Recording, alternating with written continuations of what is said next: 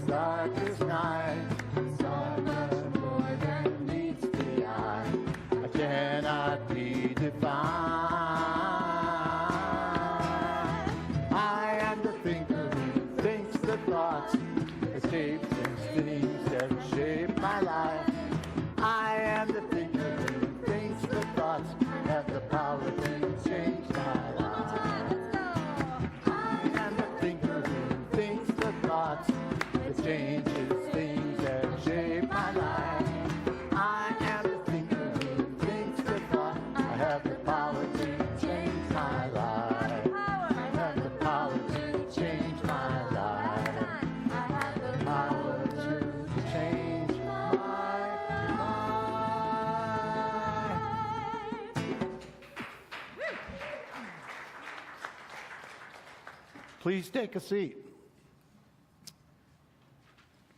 Good morning.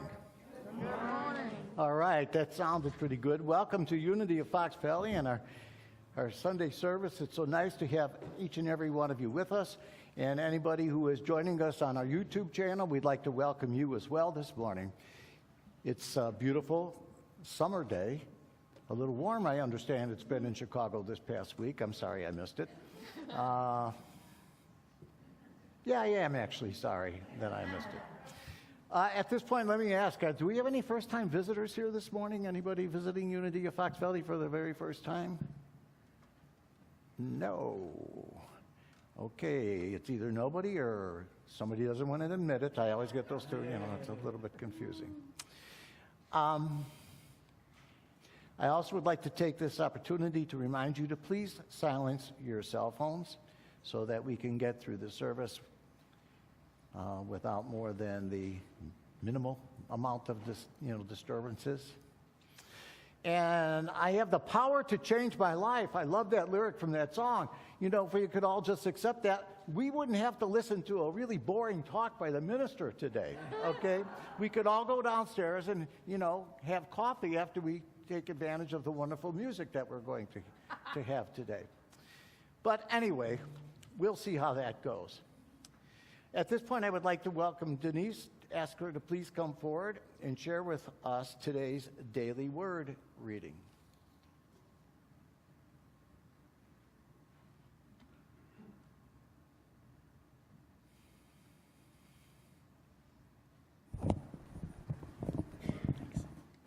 Good morning. I am one of the prayer chaplains here at Unity of Fox Valley, and as one of us, I am here to listen to any joys, concerns you'd like to share, either up front here at the end of the service or anytime. As prayer chaplains, we connect with our heart center, our Christ essence with you, and listen and hold everything in confidentiality. And also, if there are joys or concerns you would like to share for the prayer team here to pray over for 30 days and then send on to Unity Village for another 30 days, there's a prayer box over on the table in the room right over there. Feel free to write those and put them in the box for us. And so let me share with us this morning our daily word. The word is freedom. Taking responsibility for my life leads me to freedom. Each life has its share of ups and downs. Like most people, I have felt blessed by my happy experiences and laid low by my more difficult ones. I've used the spiritual tools of forgiveness and gratitude to learn from and move beyond my more painful experiences. This kind of spiritual housekeeping is my key to lasting freedom. By releasing blame and regret, over and over again if necessary, I am ensuring that I will not be bound by the past and limited by an outworn image of myself. Life is dynamic, and so am I. My growth is dependent upon my forward movement, and I commit to embracing the freedom that comes from leaving the past behind. With gratitude, I bless the person I was. With faith, I reach unencumbered for the person I am becoming. From Galatians 5:13, for you were called to freedom, brothers and sisters. And again, the word for the day is freedom. Taking responsibility for my life leads me to freedom. And so it is.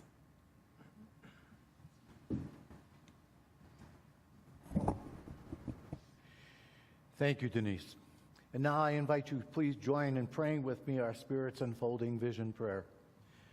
Guided by divine wisdom, inspired by divine imagination, centered in divine love, and knowing that God is our source, we boldly move forth in faith as we allow Spirit's expanding vision to unfold in our lives, the life of the spiritual community, and our world. Thank you, God. Amen. And now I invite you to return to your feet if you are so minded to do so, and join in singing and praying the Lord's Prayer. Our Father, Which art in heaven, hallowed be thy name.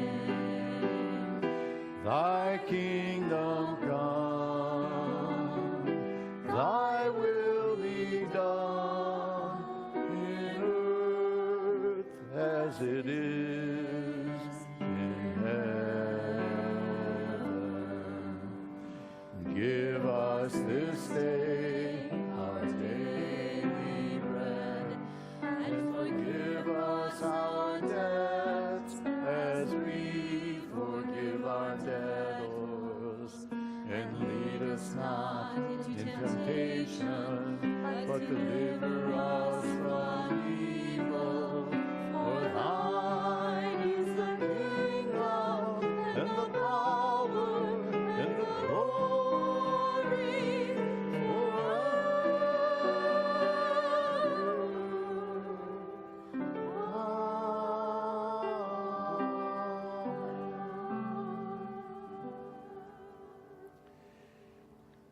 And now will the children and their sponsors please come forward so that we may bless you.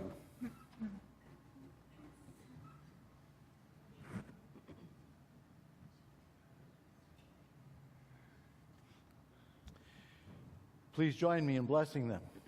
We love you, we bless you, we appreciate you, we behold the Christ in you, and know that you are empowered to do great things.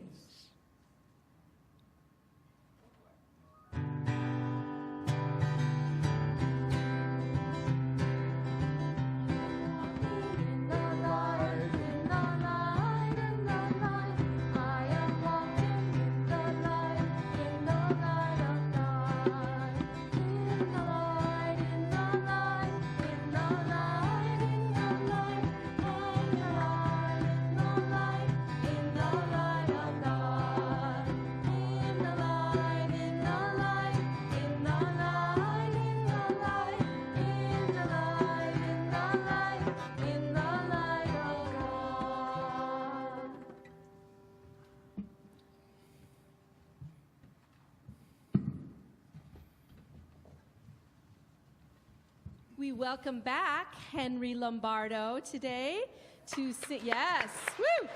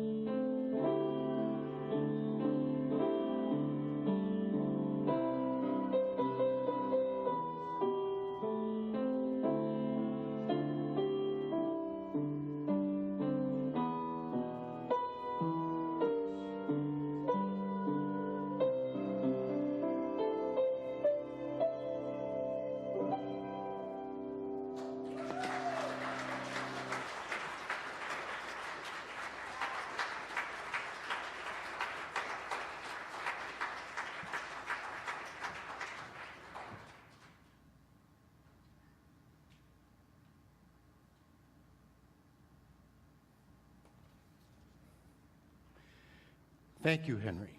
What a gift. I am very jealous. And I'm not kidding. Well, there was this kindergarten class, and the instructor told all the children, she gave them all pieces of paper and crayons and said, draw anything that you may want to draw. And then she went around the room checking on their work, and she came to this little girl, and she said, Susie, what is that you're drawing? And Susie says, I'm drawing a picture of God. And the teacher says, but nobody knows what God looks like. And Susie said, they will in a minute.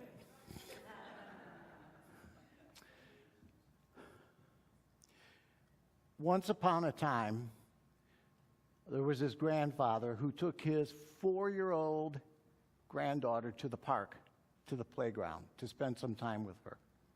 And they got to the park, and the little girl scurried off to the sandbox for a while, and he just stood there watching. And after a while, she came up, and she grabbed him by the hand, and she led him to the bench, and she said, you are a bunny rabbit, and you have to rest now. And so she made him actually recline on the bench. And she went off back into the playground, and of course he was concerned about her safety and everything, so he kind of sat up and was keeping an eye on her, and she went around the playground, and she seemed to be gathering things and putting them into something. And then she came back to the grandfather, and she said, Rabbit, why are you sitting up? You're supposed to be asleep. And then she reached into this imaginary basket, and she picked something out, and she said, here, Bunny, I brought you a carrot. And the grandfather said, well, that's very nice of you, but I'm not hungry right now, thank you. And she said, you have to eat the carrot. Don't you want to grow big and strong and be able to hop all over the place? And I'm sharing the story with you today because our topic is imagine that. And so we're going to be spending some time talking about imagination. And when I first came up with that title, Imagine That, I said, that's a pretty good, that's a cool title. I like that.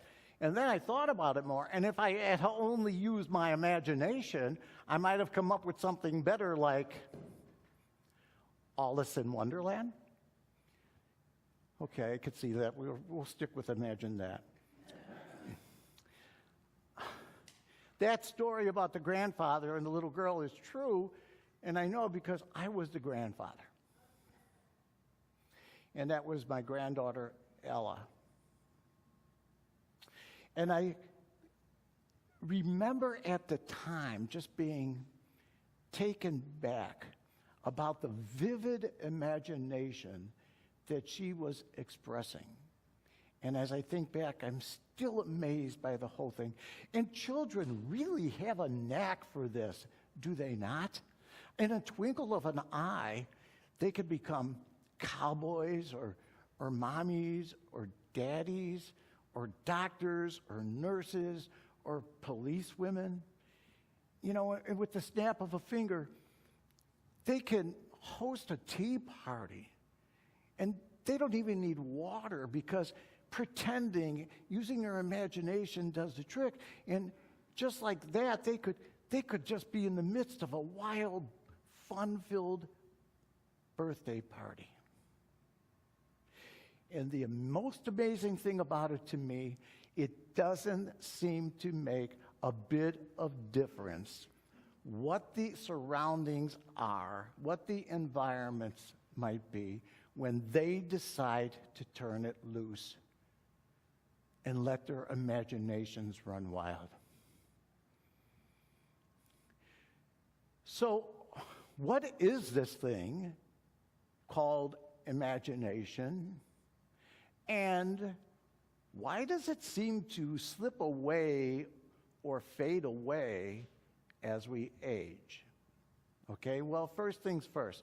According to Unity, imagination is the formative power of the mind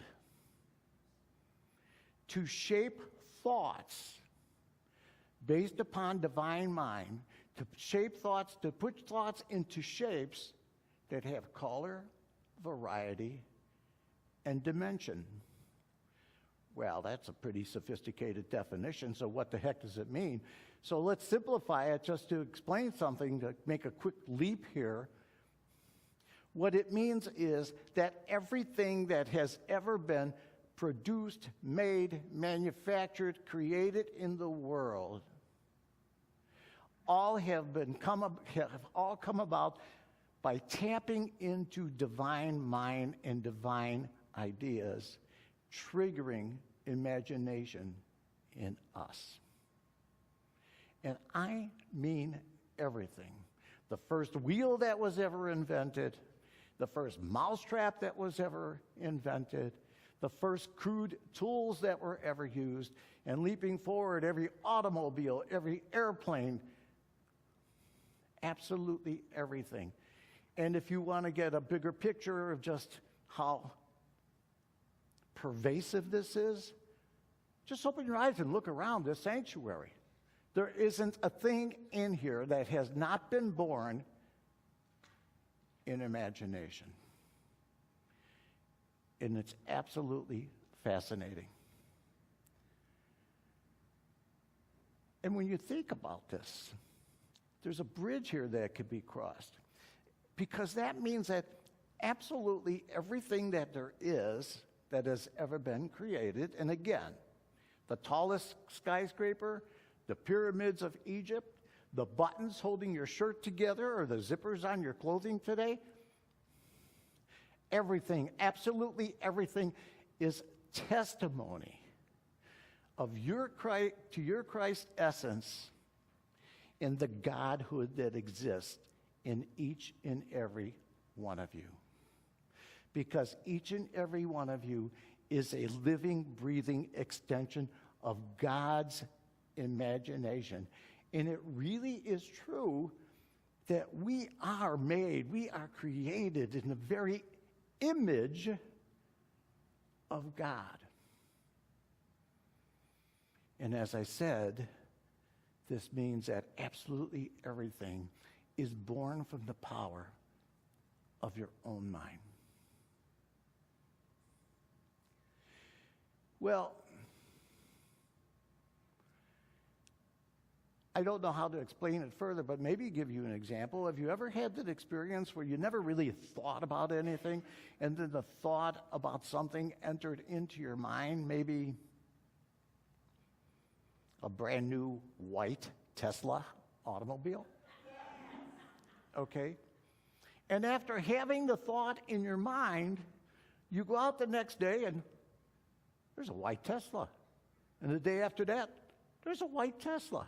And I never saw these before I had this thought yesterday. What's going on here?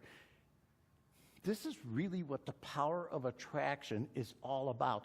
So when you engage in creative, imaginative thought without realizing it, you are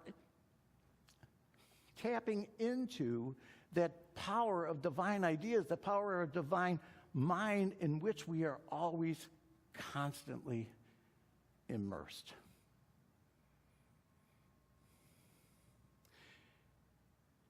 So what about that second part of that compound question? Why does it go away? Why does it seem to fade away as we age? Why do we lose it? And the answer is very simple. You don't. Because in order to really eliminate your power of imagination, you would somehow have to manage to completely separate yourself from God or Spirit, which is absolutely impossible. But while you can't lose it, you can't eliminate it from who you are, it can be sabotaged. And this is what the world is about all of the time. In its effort to maintain control over who you are, what you are, to confine you, to keep you chained, and to have everything run smoothly according to the way the world sees it. It tries to quash your power of imagination.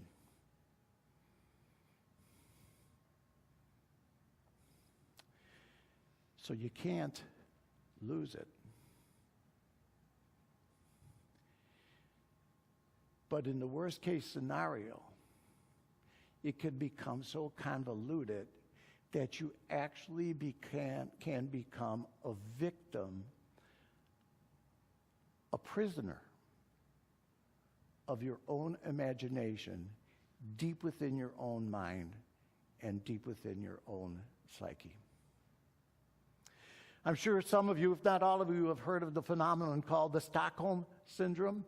And what this is all about, it's a psychological phenomenon that when somebody is kidnapped, if they're held, in captivity long enough, there's a tendency on the part of the people who have been kidnapped to slowly take on the viewpoints of the kidnappers and actually become supportive of what their cause is or what the reason was for taking the action that they took.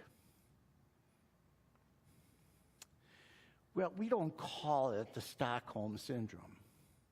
But what I have just described happens all of the time. You could become captive in your imagination at your job. You could become captive to any club you belong. You can become captive in your thoughts by church, by religion. You could be captive in your thoughts, in your relationship with your spouse, your significant other, or your relationship with your peers, or absolutely anybody else.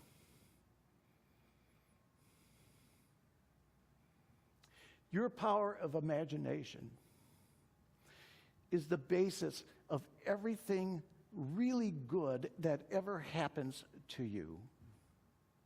It also could be the place where the graces that you have been gifted with can die.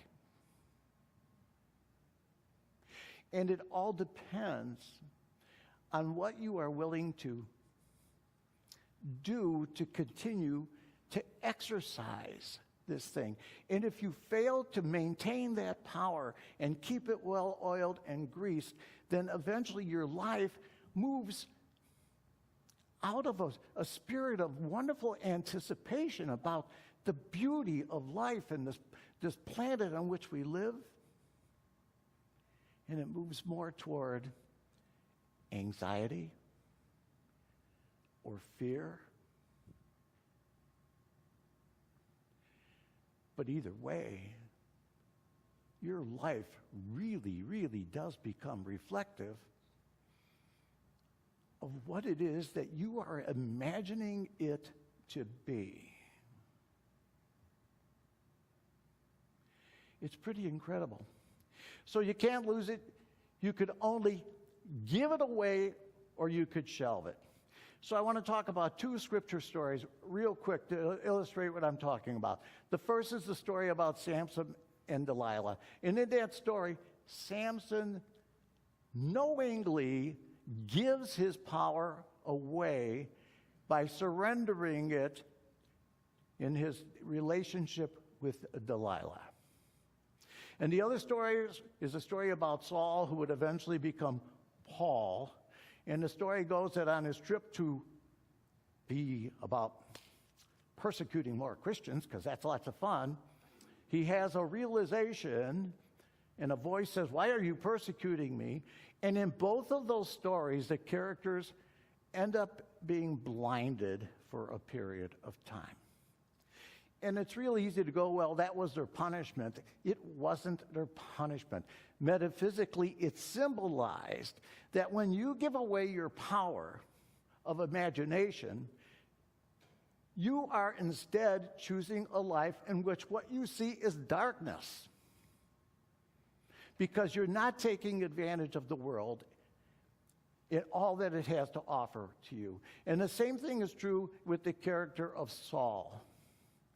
Because what he was guilty of is not exercising his imagination in order to consider the possibilities of what the presence of the Christ in the world could mean and what a difference it could make. The scripture is just loaded with verses about imagination. I just want to share a couple with you. From Isaiah, "Thou wilt keep him in perfect peace whose imagination is stayed on thee." Now, what's significant about this is the beauty of God, the beauty of Spirit is you don't have to use your imagination for God thought. You could use your imagination to try to hide from God. You can use your imagination by imaging things that you might use to try to separate yourself from God, even though that it's impossible to do so. But the joy, the fruits of life, the splendor of life, your personal happiness really take place when they are based in the realization that it all comes from God and it all comes from Spirit. And if you try to isolate yourself and build yourself up as an island, ultimately, it's going to hurt. It's going to translate out into your everyday life. The next quote is also from Isaiah. "For I am about to create new heaven and a new earth." And what this is telling us is that this is an ongoing process. This whole creative process, wasn't a one and done. It wasn't finished in 6 days, okay? And it wasn't finished in 6 centuries. And it's not finished today. And today, the instruments that are about creating a new heaven and a new earth, that's all within each and every one of you. The next one is from Corinthians, and it's similar. "As we have borne the image of the earthly, we shall also bear the image of the heavenly." We've created things on earth. We've already covered that. But what this is telling us is the whole concept, the whole experience of heaven isn't just something that's waiting for us to enter into. It's something that we can participate in the recreation of. We can personalize our heavenly experience right through the power of imagination. And the last one is the Lord, also from Corinthians, "The Lord searches all hearts and understands all the imagination of the thoughts."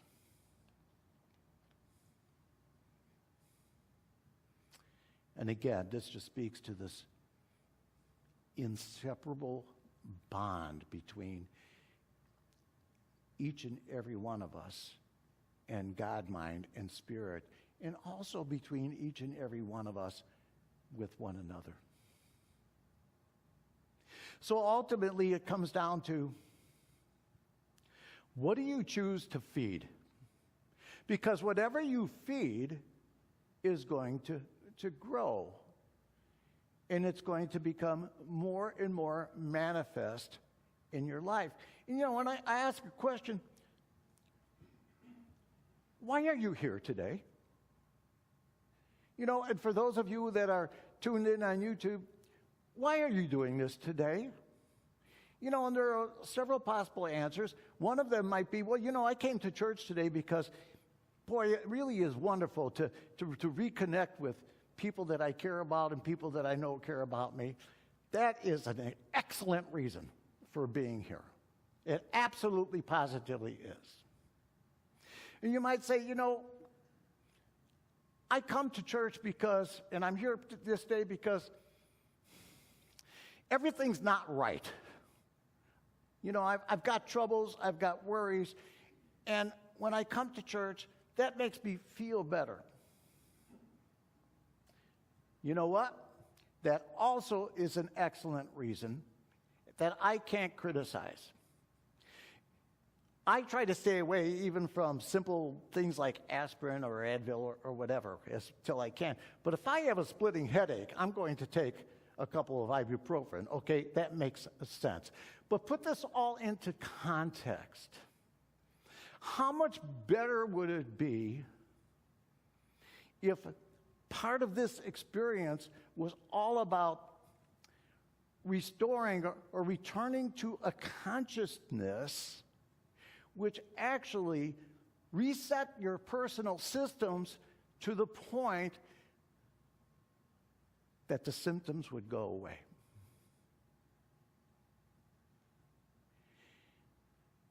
In other words, isn't it better to change your life thoroughly instead of just for an hour or two? And this is something that's possible through the power of imagination.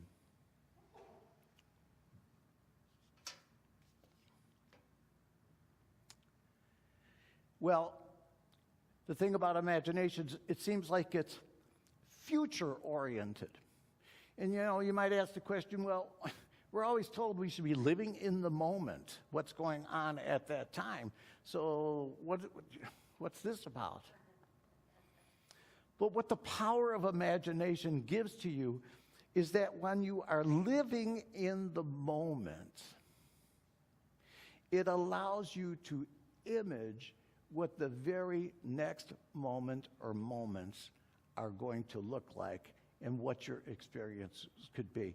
And the simplest example I could think of is in a given moment, you might get down on your hands and knees and plant a seed in the knowing and the realization that with a little nurturing and watering and then taking care of it, it's going to blossom into an incredible, beautiful flower. In preparing my talk, I came across an old story that I'm sure many of you have heard before, but it's really apropos for the situation. There were these two gentlemen that were in a hospital room in a long-term care facility. And one of them had a bed right by the window, and the other one was on the opposite side, and they were always separated by this screen. And they never even could see each other, but they were able to talk to each other all of the time, and they did this. And the gentleman who was away from the window every morning would ask the other person, "Tell me what you see today." And the other person would answer and describe things like, "It's a beautiful sunshiny day today. I see all kinds of blue skies." Or maybe at another day, "Oh, there's some clouds rolling in, but it's really kind of neat to see. And I see trees, and I see grass. I see children playing out in the grass today. And a little while ago, this really beautiful cardinal flew by." And this was a daily routine. And then sadly, the gentleman by the window passed away. And when they were taking him out, the other gentleman says, "Can I make a change? Can I have the side of the room now with the window?" And they said, "Yeah, that's not a problem." And so they moved him over there.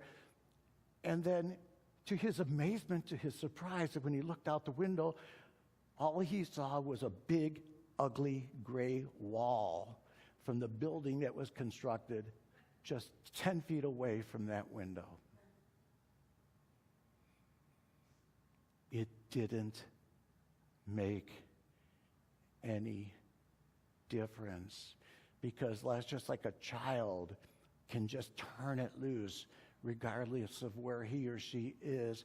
You have that capacity. And this isn't about fooling yourself. If you want to know what fooling yourself is all about, it's behaving according to the situation that you find yourself captive to, instead of behaving and believing and seeing from the position of who and what you really are.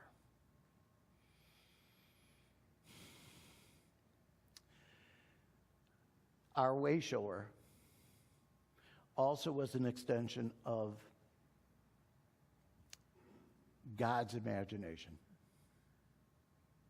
And it's really very interesting because the virtues that he really was, spent his ministry setting forth, things like kindness and forgiveness and love and peace, they really came historically at a time in which the world was so bound up in different systems, politically, religiously, socially. And so those systems wanted nothing to do with newness or with creativeness, because there was an inert underlying understanding that would only disrupt those systems and eventually result in their termination.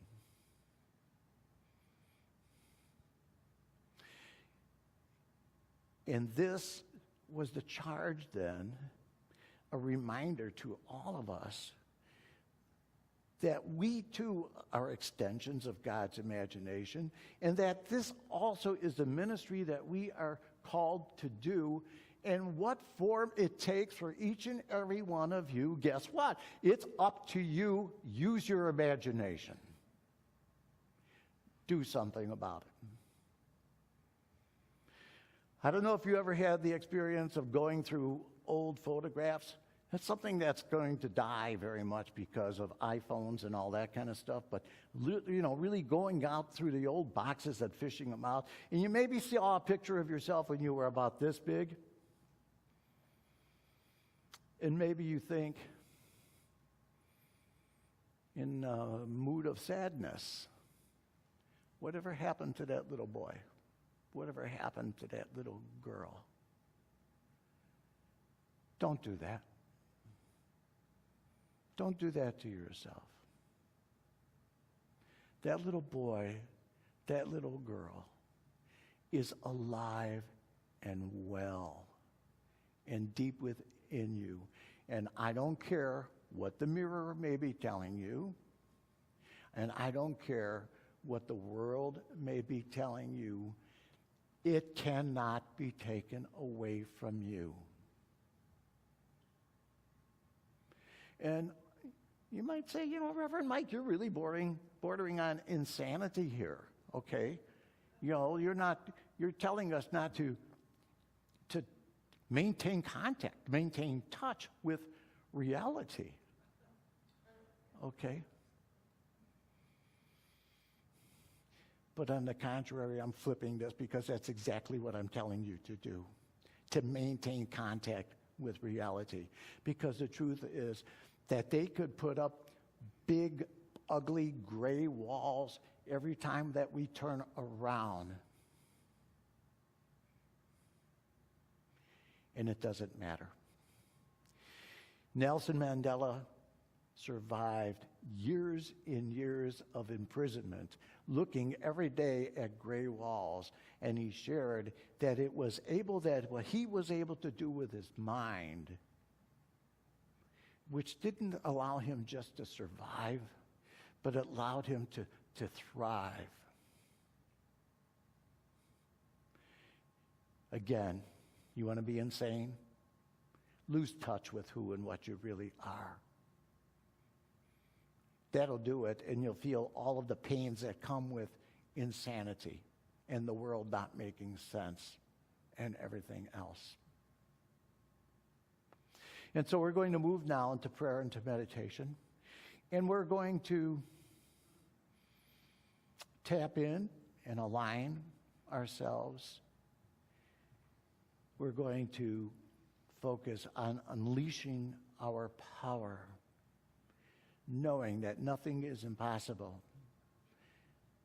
in prayer, and nothing is impossible when we put our spiritual energy forth.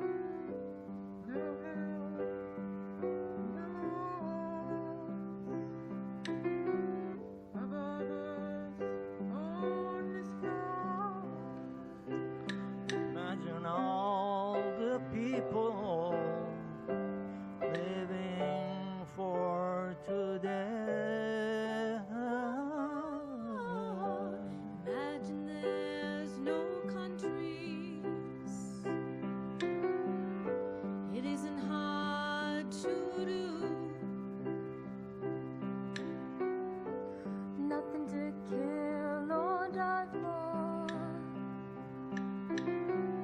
and no religion to. Imagine all the people living life in peace. You may say I'm a dreamer,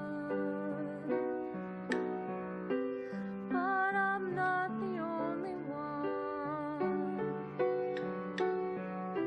I hope someday you'll join us, and the world will live as one.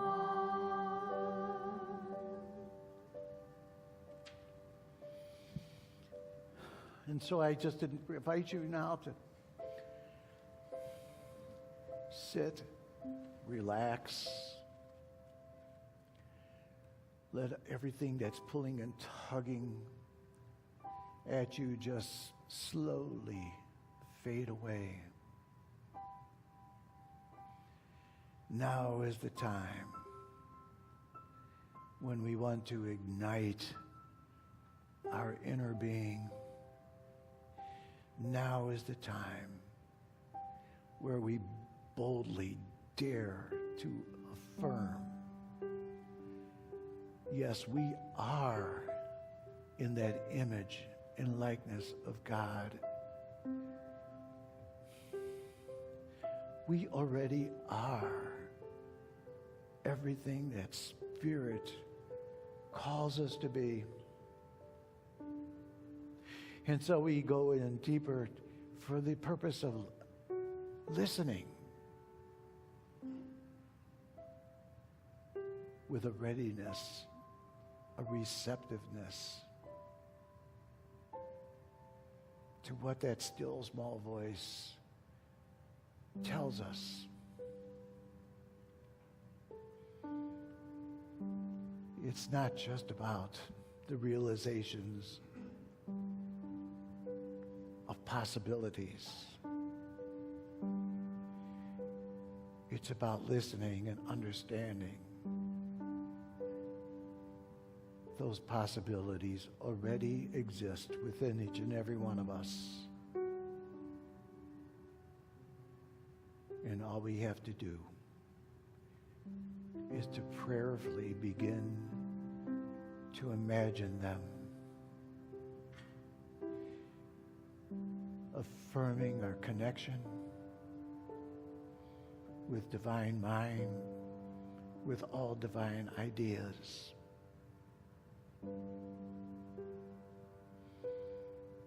Understanding that the power lies within each and every one of us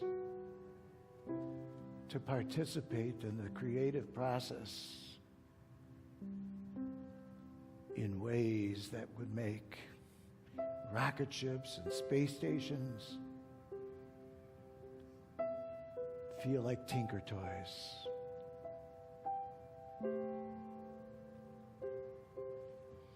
What is it that we are called to do?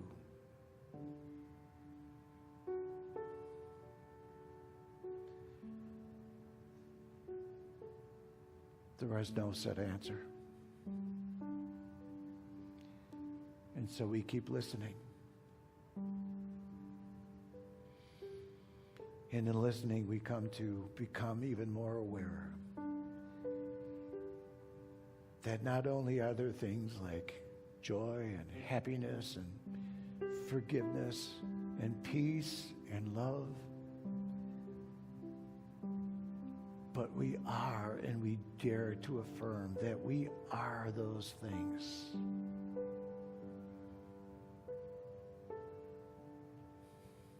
And so now we just take some time in the silence, imagining how we can set those things forth and change the world.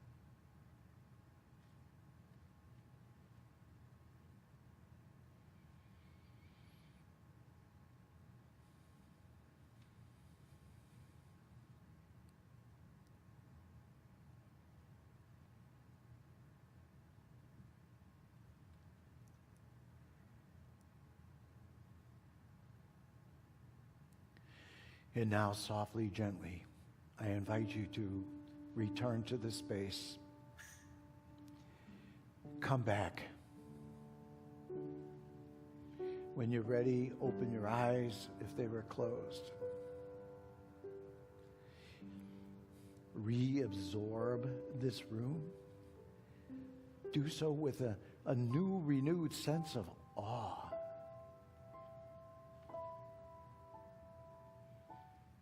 That all of the things that we have ever created as men and women, we are just scratching the surface. Because deep within us is that Godhead, that Christ reality that knows no limitations. Only the creation of heaven on earth. And so at this time, in this awareness and in the embracing of this consciousness of just how dynamic and powerful and splendid and precious and beautiful we are, and the opportunity to come together to explore with one another and to take things into prayer and turn ourselves over together in spirit, we just simply say, thank you, God. And so it is. Amen.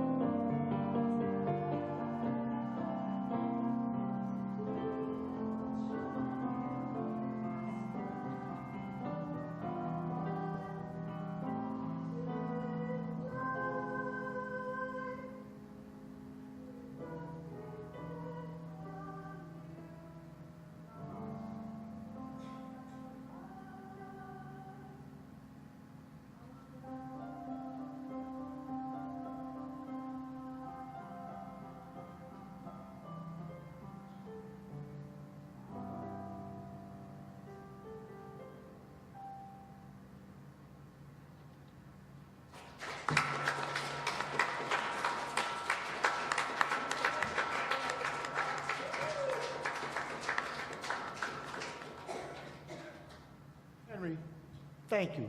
Come up here a little bit more again, please. I don't want to embarrass you. You turn around and do what you did more deliberately. You take a bow, okay?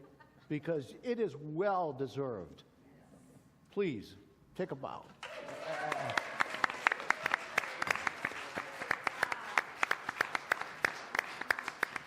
Thank you so, so much.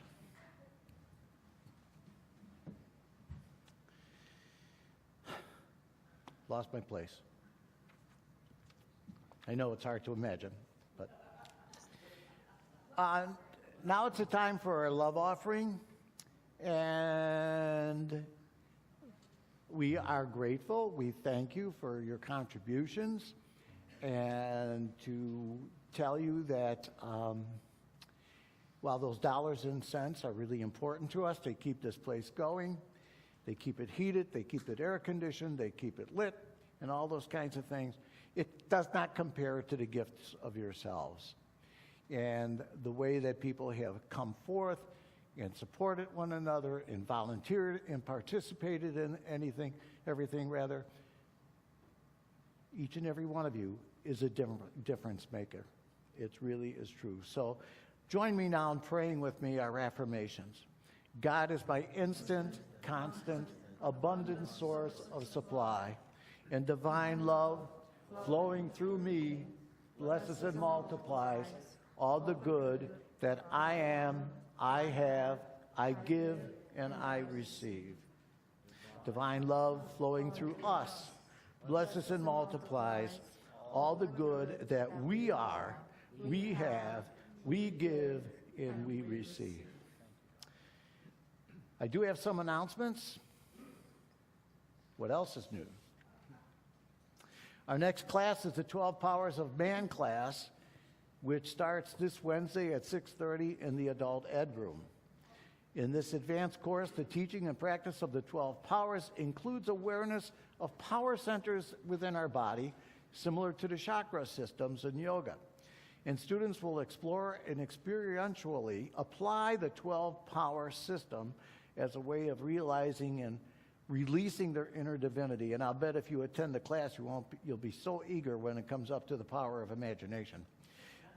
Please stop at the sign-up table to register, and for more information about the required text, you can contact Maria Cosentino or Deb McQuaid.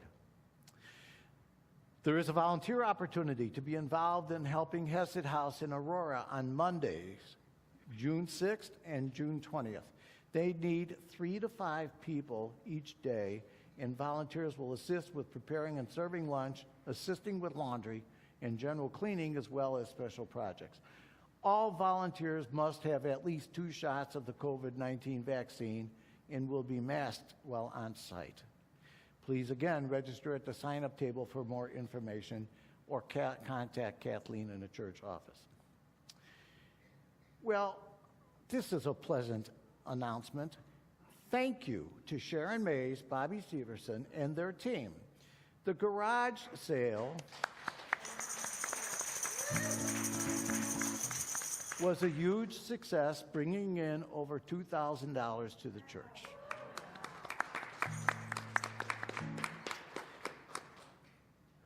The event was an enormous amount of work, and we are so very grateful to their diligence and their dedication to this event. Imagine that. Volunteering is important and rewarding, so please consider volunteering. We definitely need the help, and think how good you will feel. Now I have kind of a unique announcement that I want to share with you. One of our congregants here has been very active with her power of imagination. And she's imagining a world, she's imagining cities in which people stop shooting one another and people stop killing one another. She's daring to imagine, that children and babies won't be helpless victims of stray bullets and things like that. And she's imagining it to extent that it's ignited other powers within her, powers of faith and powers of understanding and powers of wisdom. In other words, she's getting off of her duff and trying to do something about it. and I'm talking about Shar, and she has put together a step.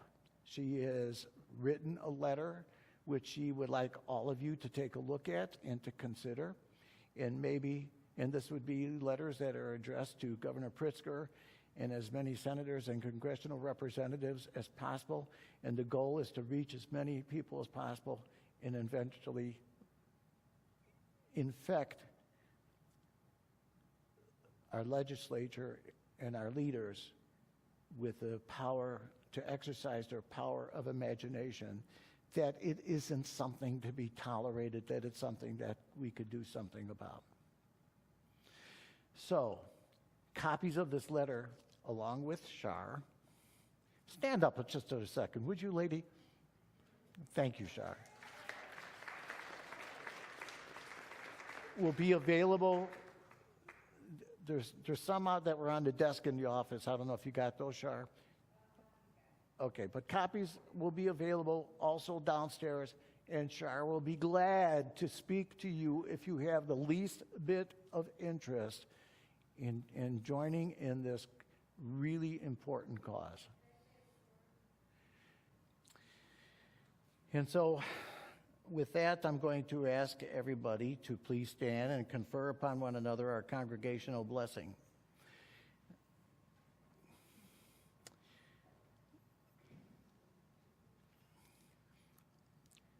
We love you, we bless you, we appreciate you, and we behold the Christ in you, and know that you are empowered to do great things. And now remain standing for our prayer of protection and our peace song. The light of God surrounds us, the love of God enfolds us, the power of God protects us, and the presence of God watches over us. Wherever we are, God is, and all is well.